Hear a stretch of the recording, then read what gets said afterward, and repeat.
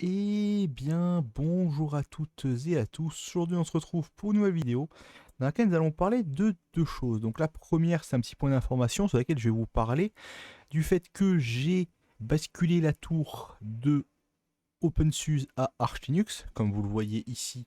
Si je vous fais un petit terminal, un petit NeoFetch pour vous montrer un petit peu les différents composants de la distro. Donc, il y a quelques composants clés qui s'affichent quand on utilise cette commande. C'est un petit paquet additionnel, bien sûr, vous le savez très certainement. Et la deuxième chose, c'est donc du coup, j'ai installé OpenSUSE sur le PC portable. Si ça vous intéresse, pour vous faire part de la petite spécificité que j'ai installée dessus. Et si vous êtes prêts, mais je pense très certainement que vous n'êtes pas prêts de voir ce que vous allez voir. N'hésitez pas à me dire dans les commentaires si vous êtes intéressé et si les surprises, ça vous plaît. Mais du coup, aujourd'hui, nous allons nous concentrer sur le point principal. Donc le point principal, c'est la Body Linux. BODHI Linux, qui est une distribution, donc du coup, un petit peu particulière. Alors c'est, si on va sur le site de DistroWatch, donc, DistroWatch, ils arrivent correctement à écrire, et justement, la Body, il y a eu une mise à jour récemment, et justement, je voulais un petit peu vous en faire part. Donc, c'est une base Ubuntu, donc une base Ubuntu LTS, la 20.04 à l'heure où j'enregistre cette vidéo. Ils ont l'air d'avoir été relativement corrects d'ailleurs en ce qui concerne les mises à jour. C'est une distribution relativement active. Il y a eu. Alors, c'est surtout entre 2019, il n'y a pas eu de mage, et 2015, 2014 non plus. Mais la distribution a l'air d'être en développement assez continuel. Donc, avec un environnement de bureau un petit peu spécifique, donc Moshka, qui est une base Enlightenment, mais avec un. Alors le DE c'est du Enlightenment, c'est certainement les Enlightenment Framework, je sais plus quoi, les EFL ou je sais plus quoi. Et vous avez également Moshka, Mocha, je sais pas trop, Moksha, ouais, comme univers de fenêtre. Donc du coup il y a quelques petites spécificités à ce niveau-là et ça peut être plutôt cool à aller observer. Donc je vais vous montrer un petit peu la distribution. L'autre avantage aussi, si vous allez sur leur site, vous faites ici download. Donc là, j'ai dû prendre la HWE Release, donc la plus cool, même si j'aurais très bien pu prendre la App Pack Release. Mais j'ai décidé de prendre la HWE, parce que là, il y a des thèmes additionnels et des applications en plus. Donc si on fait More Info, voilà, donc il y a beaucoup, beaucoup, beaucoup plus de trucs. Par exemple, dans la version que j'ai moi, il y a pas Time Shift, enfin je crois pas. Je crois qu'il n'y a pas VLC, je crois qu'il n'y a pas Audacious, je crois qu'il y a que Chromium ici dans la liste. Ici, je crois qu'il y a iPhoto. Ici, il n'y a aucun jeu, je crois. Je sais qu'il y a LeafPad. Je sais qu'il y a. Et je crois que c'est tout ici. Je crois qu'il y a quelques autres petits trucs, mais je crois qu'il y a beaucoup, beaucoup, beaucoup moins de trucs. D'ailleurs, très certainement que ce qui est en. Non, non plus. Non, non, non, je pensais, mais non. Ce qui était en orange concerne. Mais non, mais visiblement non. C'est juste qu'il y a des liens pour certains, des pas de liens pour d'autres. Vous pouvez prendre HWE pour avoir le kernel le plus récent, bien sûr, pour pouvoir faire des tests et voir un petit peu comment ça se passe. Mais là, pile HWE, n'hésitez pas à revoir un petit peu ce que ça concerne sur Internet. C'est grosso modo, vous avez quelques petites modifications, notamment au niveau du kernel, au niveau du support matériel. Vous avez un support matériel un peu plus adapté et un peu plus cool. C'est la Hardware Enablement Stack. Donc si vous tapez vite fait HWE, Ubuntu, vous allez voir un petit peu sur quoi est-ce que l'on va tomber. Donc justement, il y a quelqu'un qui pose la question ici, mais je vais vous montrer le wiki. Cela va bien fonctionner. Donc vous avez même des tutoriels pour expliquer comment ça fonctionne. Mais donc du coup, vous installez une point release, donc n'importe, donc en l'occurrence 12.04, 18.04 et puis peu importe. Puis voire même 20.04 ici comme il est proposé. Et vous installez donc vous cherchez, donc du coup si vous êtes sur du hardware fonctionnel pour le HWE, Ubuntu-driver list-OEM. Donc après lui, il vous dit quoi installer. Mais du coup, voilà, donc vous pouvez ensuite après installer le canal plus récent que cette commande là, si jamais vous avez du NVIDIA aussi. Voilà, et à l'époque, c'était beaucoup plus simple à installer. Maintenant que la 20.04, c'est un peu plus dur. Mais à l'époque, vous aviez juste installé Linux-générique-HWE et Xserver Xorg HWE, donc avec le nom de la version derrière. C'était aussi simple que ça. Voilà, donc c'est pareil avec la 16 et avec la 14, il y avait beaucoup plus de paquets installés, mais c'est parce que c'était un peu différent. C'était parce que ça fonctionnait pas tout à fait pareil. Voilà. Bon, ça c'est clair, je pense, à ce niveau-là. Bon, je vous rappelle ici comment fonctionnent les mises à jour, bien sûr. Mais globalement, c'est ça. Donc voilà, donc ça, c'est les mises à jour de kernel. Donc 18.04 sera maintenu 5 ans. Donc jusqu'en 2023 pour ce qui concerne le kernel 4.15. Et après, vous avez d'autres kernels qui sont proposés, donc du coup, dans la distribution. Et c'est ça justement qui fait qu'au fil des point release, donc c'est là uniquement sur les LTS. Voilà, cette petite parenthèse effectuée. Je pourrais vous parler maintenant un petit peu de la distribution. Donc nous allons la lancer tout de suite. J'ai téléchargé la dernière ISO, j'ai fait les mises à jour. Voilà tout ce que j'ai pu faire. Nous allons nous mettre en full screen en espérant que cela fonctionne et qu'il me redimensionne bien l'écran. C'est tout ce que je lui demande. Mais normalement oui. Alors, visiblement non. Voilà. Très bien. On va tamper le mot de passe. On est sur un LightDM, ce qui est plus classique. Le LightDM qu'on trouvait sur les anciennes versions d'Ubuntu, notamment jusqu'à la 16, mais qui était présent sur les versions Unity, que maintenant on retrouve donc ici, car il est plus léger que le GDM, bien sûr, qui force l'installation de GNOME aussi. Voilà un petit peu notre environnement de bureau, j'ai envie de dire. Donc on a gestionnaire de fichiers Tunar, on a terminologie, donc le terminal, qui d'ailleurs, si vous appuyez une fois de trop sur touche retour, vous avez un petit son, super. Qu'on va éviter de le faire.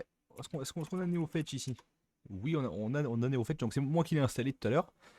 L'uptime est pété visiblement, donc ça c'est super. Bon, ça c'est une base Ubuntu en même temps, j'ai envie de vous dire, à ce niveau-là, c'est pété dans tous les cas, vous vous retrouvez avec beaucoup de bizarreries. Donc package 1056, donc on a 1056 paquets. Après, donc voilà, donc je vous disais DE Enlightenment, donc qui est l'environnement de bureau utilisé, et le WM Moksha, Moksha ou Moshka, je sais pas. Qui est donc du coup le gestionnaire de fenêtres un petit peu différent qui est présent sur cette distribution. Je crois que ce n'est pas suivi par défaut de Enlightenment, en tout cas. J'ai testé Enlightenment de manière assez brève une fois et j'ai pas eu vraiment d'autres expériences à ce niveau-là. Donc je peux pas vraiment trop vous dire. Après en thème on a du Adwaita, donc oui d'accord, pourquoi pas. Ça permet que les applications GTK s'affichent bien, donc ça c'est cool. Mais après pour tout ce qui est Qt, faudra voir un peu comment ça va se passer. Non mais c'est concrètement les tests qu'on va faire sur cette distribution là. 431 Mb de RAM consommé, bon après le reste on s'en fout. Sur les 16 Go que j'alloue à mes machines virtuelles. Donc si on fait un free-m, oh, 374 utilisés, on va dire pour être plus précis, c'est tout à fait correct pour une base Ubuntu LTS donc 20.04 avec l'intégralité de ce dont nous avons besoin. Parce que finalement, quand on y pense, il y a le SMIC. Il y a largement le SMIC. Donc voilà, donc c'est bien ce que je vous disais, Graphene, vous avez seulement iPhoto. Internet, vous avez Chromium. Plus audio, donc pas vu contrôle pour le son, bien sûr. Voilà, donc configuration, après vous allez choisir vos trucs. Ici, c'est super, c'est fantastique. Raccourci, vous avez quelques petits raccourcis ici. Et dans l'outil système, vous avez le Body App Center. C'est le truc que j'arrivais pas à faire fonctionner tout à l'heure. Et que là, maintenant, j'arrive à faire fonctionner. Il a fallu une mise à jour pour qu'il fonctionne. Alors, the App Center feature great selection of created software which are verified to run on Body Linux without problem. All software in App Center is installed directly from the default web browser, making software installation a breeze. Je suppose qu'il doit y avoir une extension du coup. Paramètres. Une extension peut-être. Ah tiens, contrôle de sécurité, ça je ne me rappelais pas de ceci. Ça va être une nouvelle fonctionnalité. Et moi ce qui me cherche c'est les extensions. Non, ça ne doit pas être là. Paramètres avancés peut-être. Non, bah visiblement, ou soit je suis aveugle, ou soit module complémentaire peut-être. Non, bah non. Ah si, extension ici, je suis vraiment trop con. Votre navigateur est géré par votre organisation. Tiens, ça peut être intéressant à voir ça. Bon, d'accord. Ça veut dire que le navigateur contient une version, contient des fichiers de conf un peu modifiés. Ok. Alors nous allons installer, nous allons essayer d'aller voir si dans la catégorie Office, si nous pouvons installer LibreOffice. Donc LibreOffice, très bien. Je sélectionne ici et j'appuie sur Install. Comment est-ce que ça se passe? Ouvrir xdg-open. Oui, donc il y a un petit hook qui se fait ici. apt URL. Très bien. C'est magnifique ça. Par contre, d'où est-ce que ça va nous l'installer? C'est ça, moi, la question que je me pose. Donc, du coup, ça utilise les différents composants. Et LibreOffice, du coup, doit être en train de s'installer quelque part, je suppose. Ah, très bien, il se télécharge.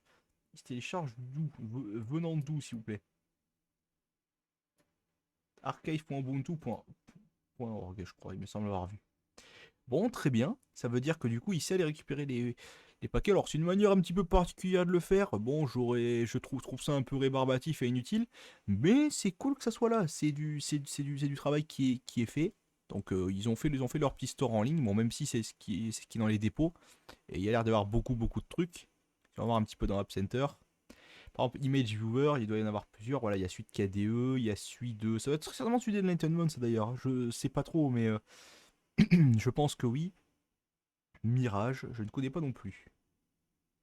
Mais c'est très bien parce qu'à chaque fois c'est illustré, c'est correctement illustré. Ouais, très bien. Vous avez une petite liste de fonctionnalités, ce qui n'est pas toujours présent chez dans la Logitech Ubuntu, c'est souvent, bon là en l'occurrence c'est full anglais. D'ailleurs je vous ai pas parlé de ça, mais la distribution est correctement francisée sur tout ce que j'ai pu ouvrir. Après, Advanced Network Configuration, non, le, le Network Manager il n'est pas vraiment correctement configuré. D'ailleurs, vous pouvez voir ici un petit peu on saute du coq à l'âne, les différents panneaux de quand vous faites un clic droit, clic contextuel sur la barre du haut. Vous avez quelques petits trucs ici qui se rajoutent.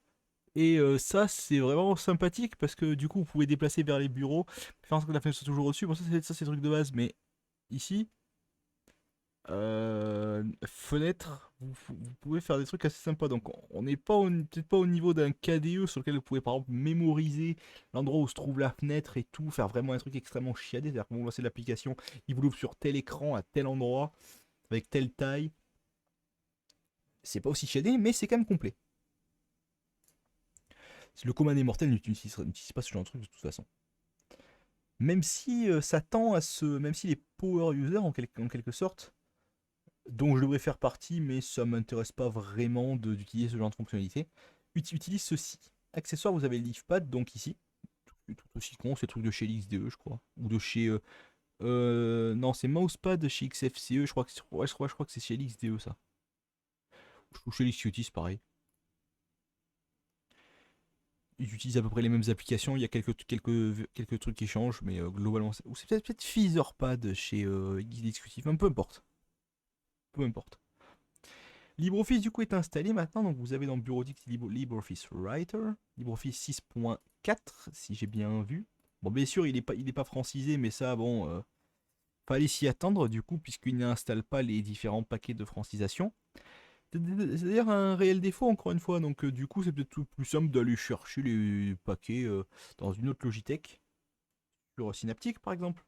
Il me semble avoir vu Synaptic tout à l'heure. On se concentrera sur sur le truc de configuration après.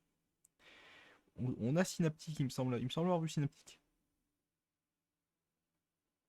Configuration peut-être? Non. Système? Non plus. Il me semble avoir vu Synaptic tout à l'heure.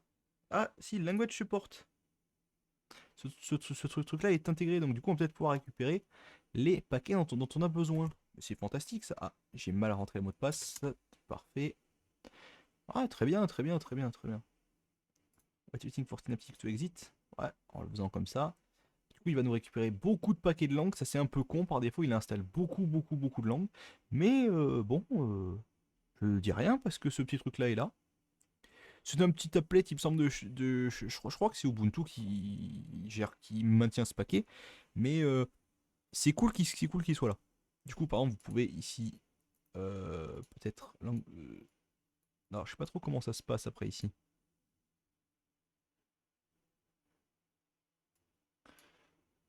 Langue France. Je voudrais bien que la France, elle remonte.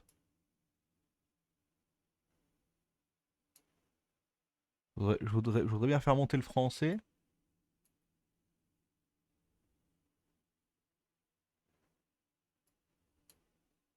s'il vous plaît. Aidez-moi à faire remonter le français. C'est un peu pété après comme système. Parce que là, du coup, j'arrive à déplacer ça là. Mais après, il reste en bas. J'arrive pas à le caler correctement.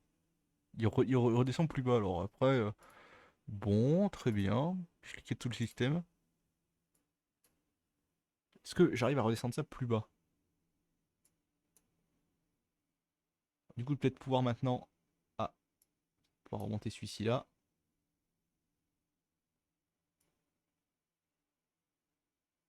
Ah, j'essaie de baragouiner ce système-là, mais j'ai l'impression, enfin bon, ça me semble un peu pété. Là, peut-être que si on virait, alors l'anglais, on peut peut-être le laisser. Peut-être laisser l'anglais et l'allemand. Bah, l'espagnol, on peut virer. Du coup, ça va en mettre moins. J'ose espérer. Il y en a encore beaucoup, hein. Italien, néerlandais, portugais, russe. Il devrait y avoir plus que deux de cochers maintenant. On va peut-être même des cochers anglais, on va pas se faire chier. Appliquer. Il devrait en proposer beaucoup, beaucoup, beaucoup moins maintenant. Non, mais c'est vraiment intéressant de. Voilà, parfait. Ça devrait aider un peu, je pense. Voilà. Il y a tout le système. Je prends un petit peu de temps pour vous montrer ce genre de défaut parce que bon, de toute façon, déjà les vidéos sont pas particulièrement longues sur ces distributions-là. Donc du coup, je peux quand même un petit peu vous montrer comment ça se passe. Si je relance Chromium, il est en français maintenant. Il était déjà en français tout à l'heure d'ailleurs. C'était LibreOffice moi qui m'intéressait en fait. Bureautique, j'ai fait tout ça pour LibreOffice. Très bien, il est aussi en français, parfait. Il m'a installé les paquets de langue, les fameux i18N. Du coup, maintenant, je voulais vous montrer pour terminer le panneau de contrôle. Donc, on va changer le fond d'écran. C'est assez basique, mais bon, voilà, vous pouvez, du coup, vous pouvez changer votre fond d'écran ici à partir des images. Bon, il ne vous en propose pas d'autres, visiblement. Thème. On va peut-être ouvrir un seul. Vous avez Default ou Moksha Arc Green. Donc avec ce Arc Green ici pour les barres de titre, c'est plutôt sympa. Vous avez avancé, vous pouvez vraiment changer précisément tout ce que vous voulez. Par exemple, ah, attends, je vois pas trop comment ça fonctionne après. Ah oui, d'accord. Vous pouvez en fait créer des thèmes et assigner différentes fonctionnalités. Ah, non, si je fais assigner, ouais. Ouais, je comprends pas trop. Ah oui, d'accord, avancer. Oui, d'accord, vous pouvez faire des trucs un peu plus précis. Je comprends mieux maintenant. Bon, c'est un peu bordélique, mais bon, ça a le mérite de fonctionner. Donc vous avez Clear Looks par exemple. D'accord, ça ne fonctionne pas. Ah, peut-être parce que c'est un thème GTK2. Emacs non plus. On voit une autre fenêtre peut-être. Non. Alors, choisir Redmond. Peut-être pour une. Ah, ouvrez-moi s'il vous plaît. Fenêtre en GTK2 s'il vous plaît. Aussi personnel non plus, pas vraiment. Bon. On va appliquer Emacs, on va voir que ça change quelque chose. Par exemple, dans le terminal, peut-être pas.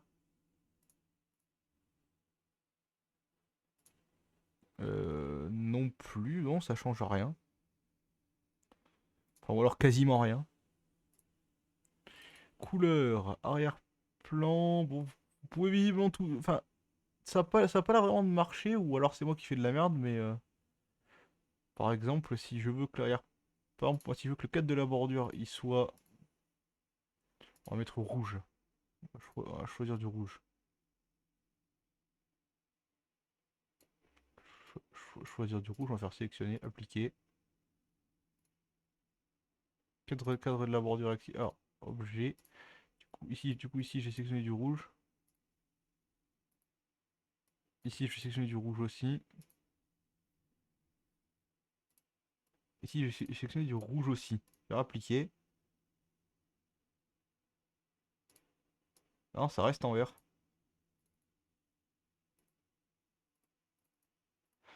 D'accord. Bon, il me semble avoir choisi le bon truc avec un plan de base du rayon. Enfin, un cadre de la bordure plutôt. Cadre de la bordure active peut-être. Je voudrais bien un truc en rouge s'il vous plaît.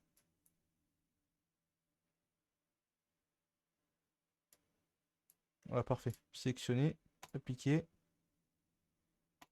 contour. Sélectionner, appliquer. Peut-être au reboot, il faut peut-être refaire ça, je sais pas trop. Mais ça me semble un peu pété. Enfin, c'est dommage parce que c'est le premier truc vraiment qui depuis le début me donne un peu envie de me dire que c'est de la merde. Mais là, ouais, je sais pas. Enfin, on est bien d'accord qu'on voit pas de rouge à l'écran. Bon, très bien, on va aller tenter autre chose maintenant. Alors les polices, les bordures, les transitions. Ouais, transition, j'espère que ça a bien fonctionné quand même. Alors, on va faire peut-être ceci par exemple. Admettons, changement et changement de, attention, de fond d'écran. On va essayer de faire appliquer. On va essayer d'ouvrir un truc. Non, ça ne l'a pas fait. Changement de bureau. Ah, changement de bureau. Wow. Non, non, non, non, non, ça fait pas de swipe comme ça. Pourtant, je change volontairement de bureau ici, mais non. Visiblement non. Mise à l'échelle. Bon, je espérer que ça fonctionne ça quand même. Oui, ça avait l'air. Piqué. Oui, ça fonctionne bien ça. On va remettre 1,2. D'ailleurs, le 1,2 par défaut me semble très bien sur un écran 1080p. J'ai fait le démarrage. Oh, vous avez plusieurs. Ouais, vous avez un splash screen un peu customisé. Très bien. Choisir de fiche le texte d'accueil, par exemple. Ensuite, appli. Bon, vous avez beaucoup de trucs. Vous pouvez changer l'environnement. Ah non. Ça, c'est un truc qui vient de chez XFCE. Ça, démarrer service GNOME, le station, démarrer service KDE, le de station. Lancer des instances uniques, c'est bizarre que ce soit pas coché par défaut.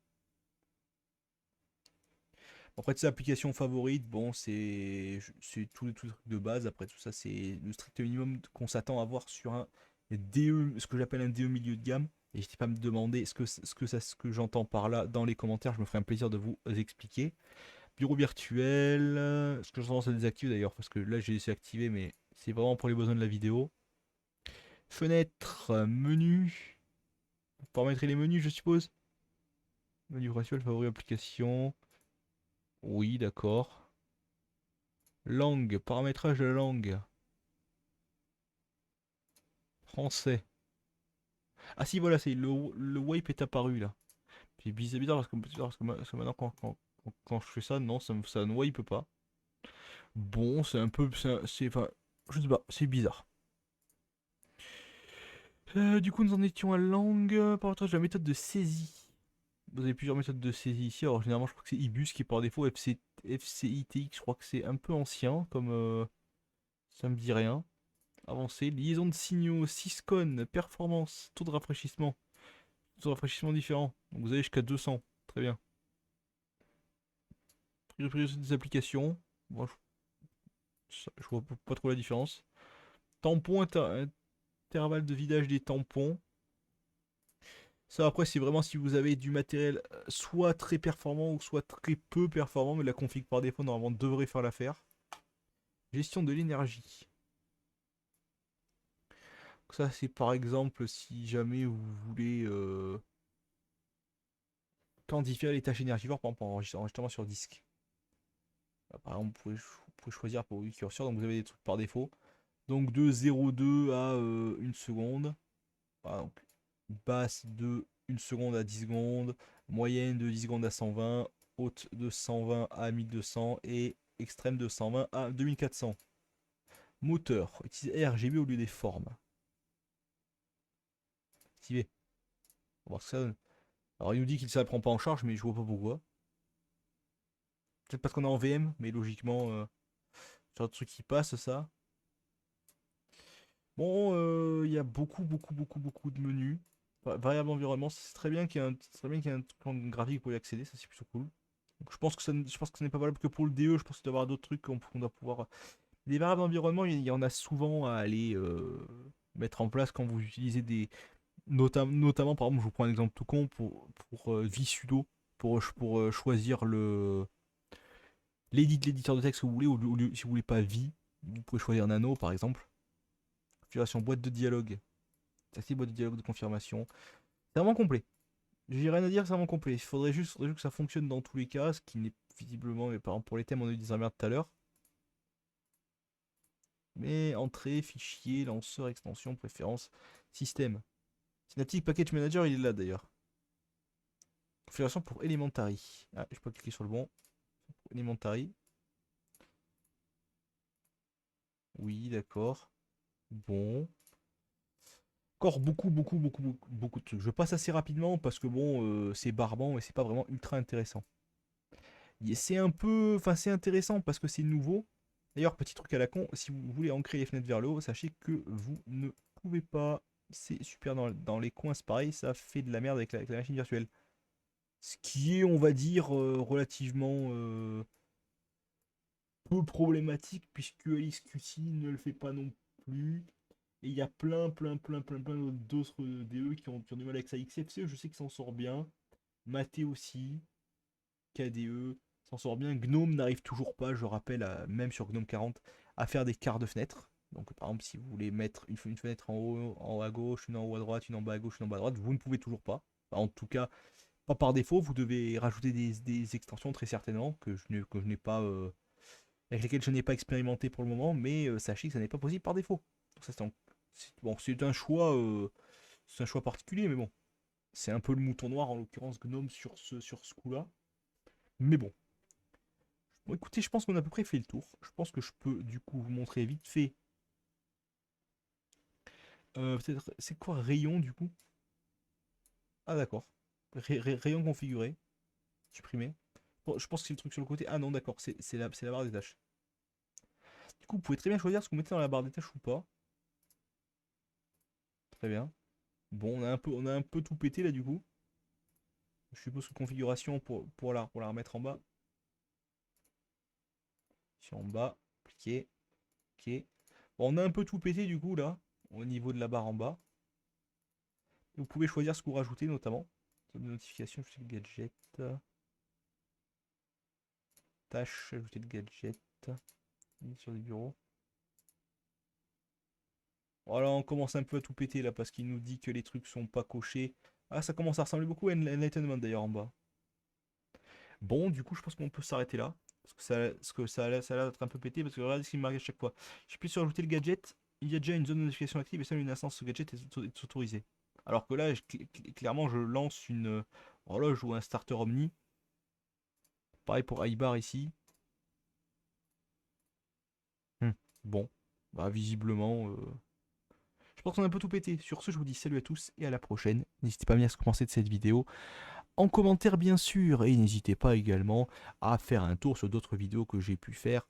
Il y en a forcément, il y en a probablement une, je dis forcément, mais peut-être même, oui, peut-être, qui vous aura plu et qui vous plaira par la suite.